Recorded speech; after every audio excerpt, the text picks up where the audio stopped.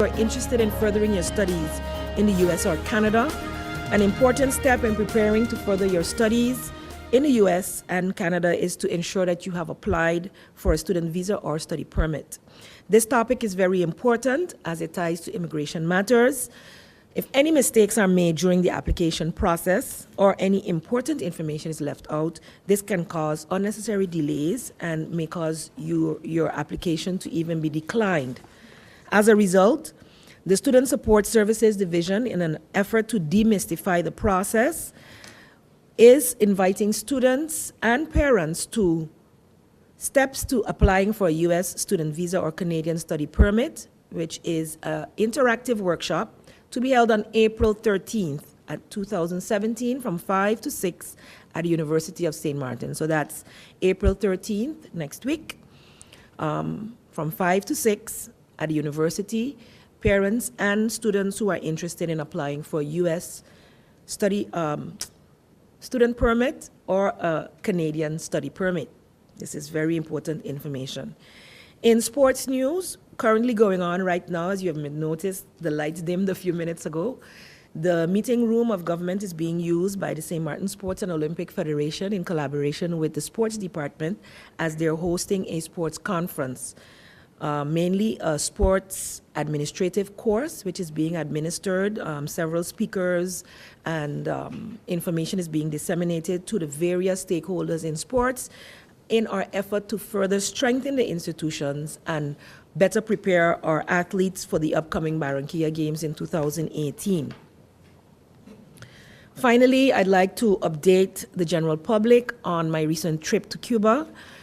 While the official report is still pending, I'd like to inform that after 4 days of marathon meetings with both ministries and higher education institutes, including the Ministries of Higher Education, Culture, and Tourism, and universities such as the Universities of Arts, Medicine, Hospitality and Tourism, Pedagogy, Sports, and all of these institutions and ministries were able to give us firm commitments as a kingdom, but even more so the institutions on a one-on-one basis with the different institutions that were represented from in the kingdom, to collaborate, to share expertise, promote student and professor exchange, technical assistance, research collaboration, and partner within the kingdom as kingdom partners, but also more importantly, as fellow Caribbean countries.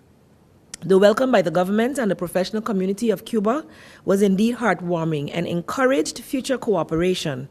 The Ministry of Education, Culture, Youth and Sport can expect to come to some very firm agreements within the coming months as to the scope of the multi-year plan of cooperation between Cuba and St. Martin, which marks a historical first at this level. Opportunity for a delegation to travel to Cuba to secure a part of our cultural heritage through the film industry and gain exposure through exchange in the Caribbean market is expected as soon as the end of June. This will be a collaborative effort between the Ministry of Culture in Cuba and our Department of Culture in the Ministry of Education, Culture, Youth and Sport here. So they are financing part of it and we are financing part of it. So this is a first step and that will be at the end of June. Contacts were also made with University of Havana Hospitality and Tourism, the Vocational School of Arts, the Latin American School of Medicine, the Pedagogic University, which deals specifically with education of teachers at all levels, the University of Physical Culture and Sports and Research Center of Sports, and the Technical Vocational Schools, as well as the institute that collaborate with the vocational schools to provide work and instruction in specific areas, specifically restoration of monuments and restoration and construction.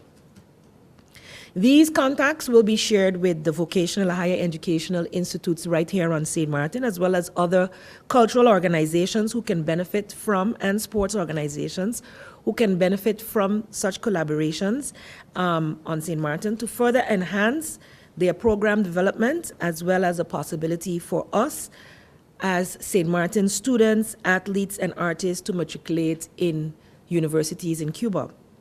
A comprehensive report will be shared with the Council of Ministers and stakeholders in an effort to make the most of this Kingdom mission to Cuba, which will result in many positive actions, which fit perfectly within our 4-year governing program recently released to the public.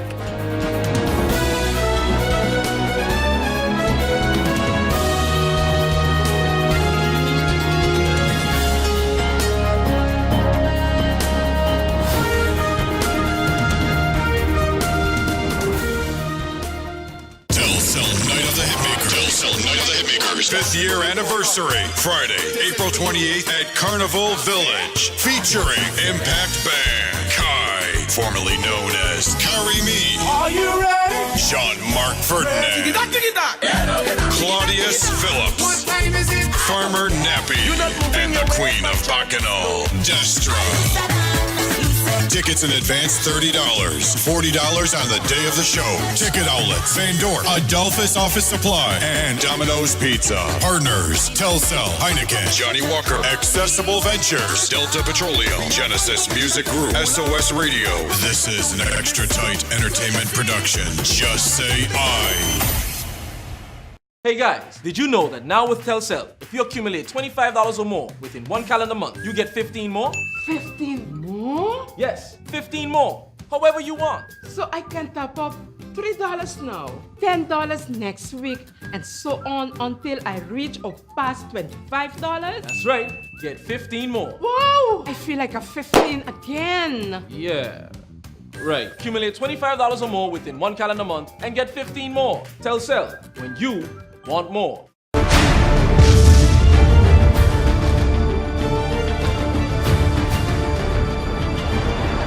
It's the 2017 Rock Promotions Calypso War.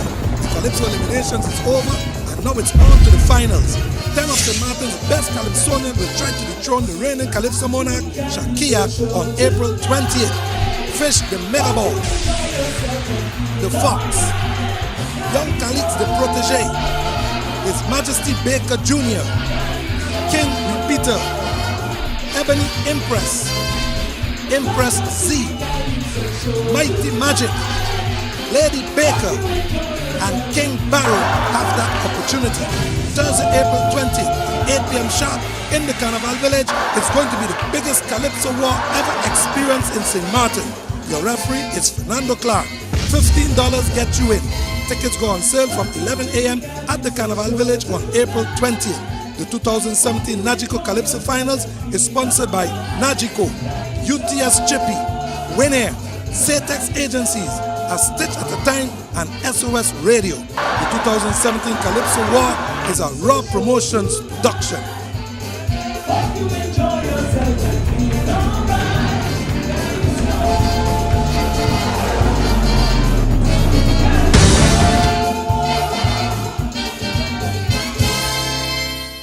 GEBE has been faithfully serving the communities of St. Martin, powering your home and our economy. Come rain or shine, our qualified team of professionals are working hard 24 hours a day to provide you and your family with safe, reliable electricity and water. We use the latest technologies and test our products daily to maintain the highest international standards. Our friendly staff is always there to assist you, whether in person, over the phone, or online. We are committed to constantly improving our products and services, making them more efficient, effective, and environmentally friendly to serve you better today and our next generation of clients tomorrow. GEBE, powering a brighter future. Our friend Megawati is here with tips to save you energy. 1. Turn your airco temperature up. 2. Use a ceiling fan instead. 3. Buy energy-saving products. Save some green with NVGEBE. Need a loan that's quick and easy. Island Finance. Up to 50,000 guineas real easy. Island Finance. For education, a renovation. That's no problem. Yes, it's true. That's not all. They're quick and friendly too. Island Finance. Appliances, vacations, even fix your car. You can depend on Island Finance.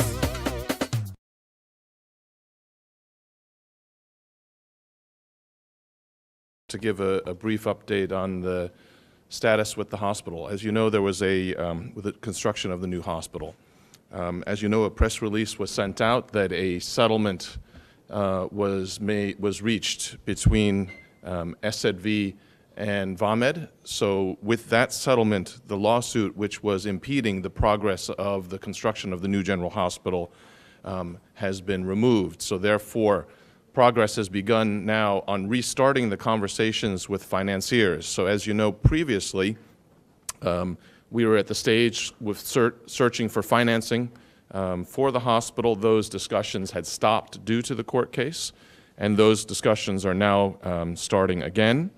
Re-engaging INSO, the contractor who had been involved in the design process and had reached a certain phase in that development where they required feedback, and again, due to the court case, that has stopped, and they're being re-engaged in terms of how we're going to move forward with the project.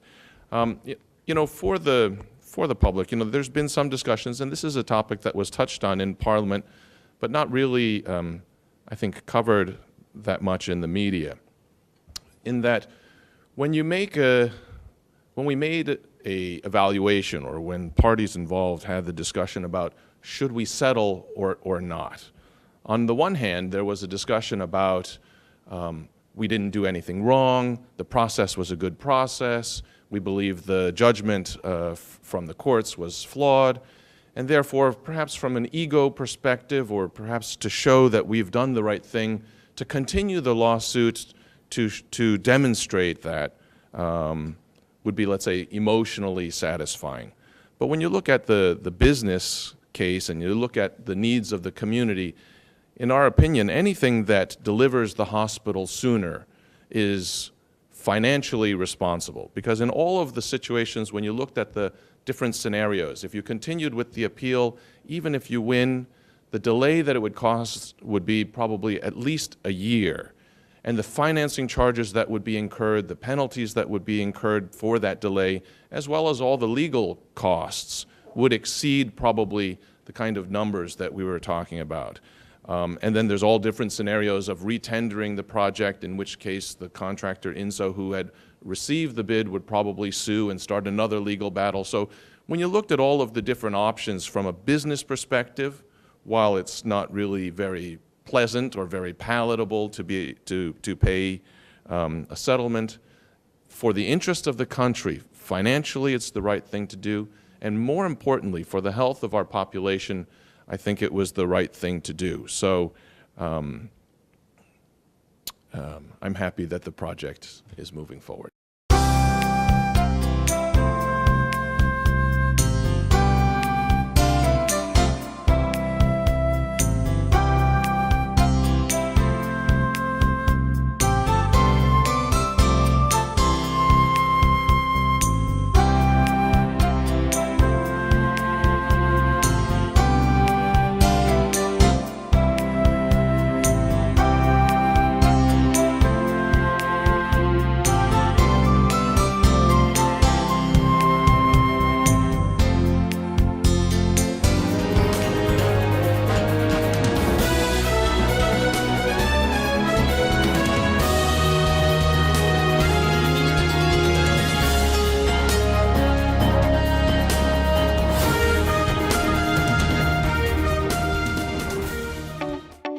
Across St. Martin are switching to a more rewarding experience.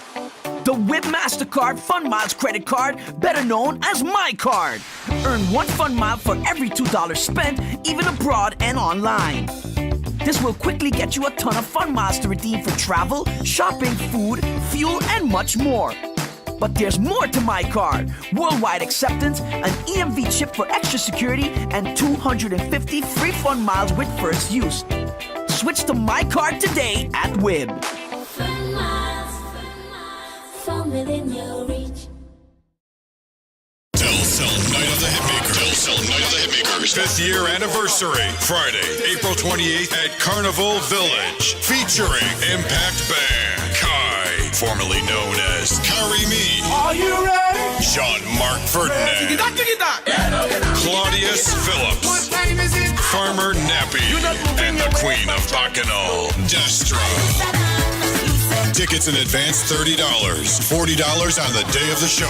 Ticket outlets, Van Dorp, Adolphus Office Supply, and Domino's Pizza. Partners, Telcel, Heineken, Johnny Walker, Accessible Ventures, Delta Petroleum, Genesis Music Group, SOS Radio. This is an extra tight entertainment production. Just say I.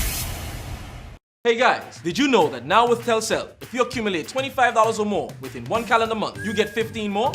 15 more? Yes, 15 more. However you want. So I can top up $3 now, $10 next week, and so on until I reach or pass $25? That's right. Get 15 more. Wow! I feel like a 15 again. Yeah. Right. Accumulate $25 or more within one calendar month and get 15 more. Telcel, when you want more.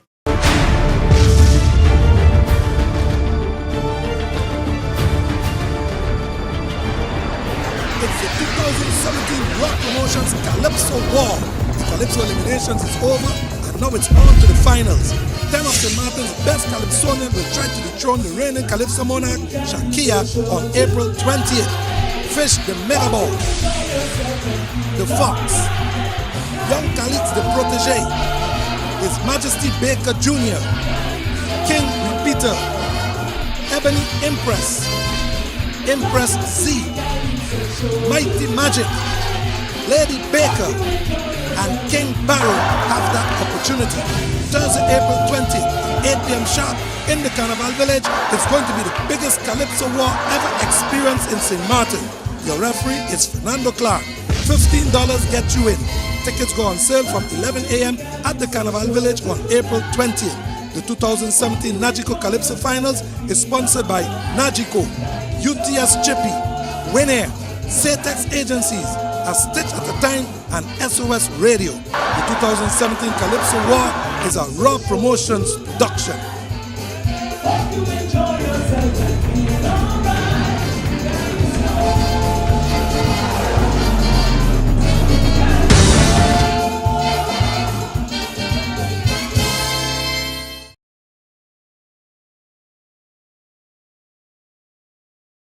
I also would like to thank the community and community groups on St. Martin who have already started to demonstrate their involvement in assisting with the issue with crime fighting. At the beginning of my term, I mentioned that fighting crime is not just the police or the Minister of Justice, it's all of us. And two projects have been recently completed. Yesterday, the police with a renovation of their front office, their front appearance. And the initiative, yes, was an initiative of the police, but it was made possible by support of different community groups. The police mentioned them yesterday, so I will not try to mention them now, especially with the risk of forgetting one or two. But I did it yesterday. I thank them very much, and I would like to again thank them because these type of cooperation and assistance mean more than just the material part of it. It shows the police also that what they do in the community, what they come out to do every day is appreciated by members of the community, and that those members of the community support them. So a big thank you for that. This morning, just prior to this press briefing, I have received, on behalf of the prison, a donation of books from the Rotary Club of St. Martin. I know there are different Rotary clubs. This is the one with Mr. Waver and Mr. Krayenveld. As you may recall, one of the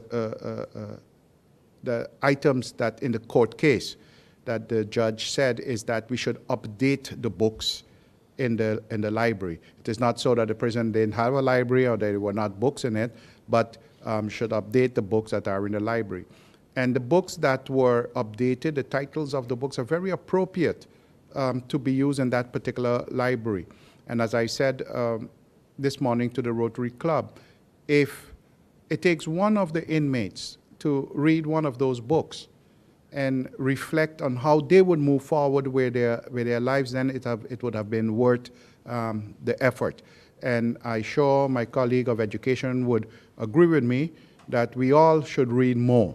And the fact that you made a mistake in your life and that you are now in custody doesn't mean that it doesn't apply to you. So when I said that while losing the case, I was still happy with the outcome. Some insinuated it might have been putting a positive spin to it. No, it is the truth.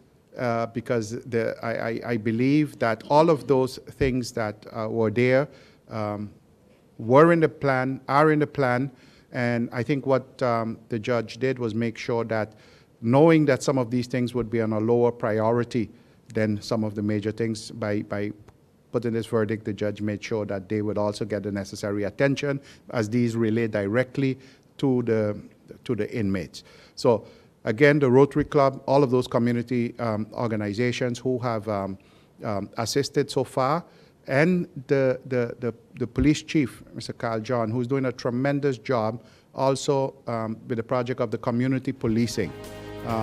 It is very important, and I would like to thank all of them for that.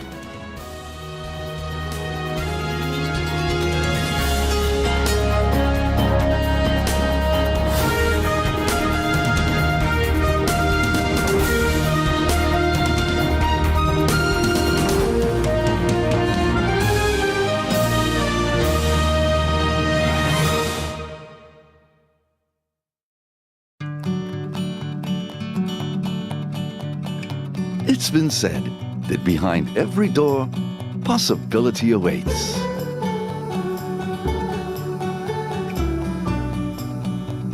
How much possibility depends on which door you open first. Every day, we help our customers discover the possibilities in their lives. It all starts with a conversation. Scotiabank. Discover what's possible.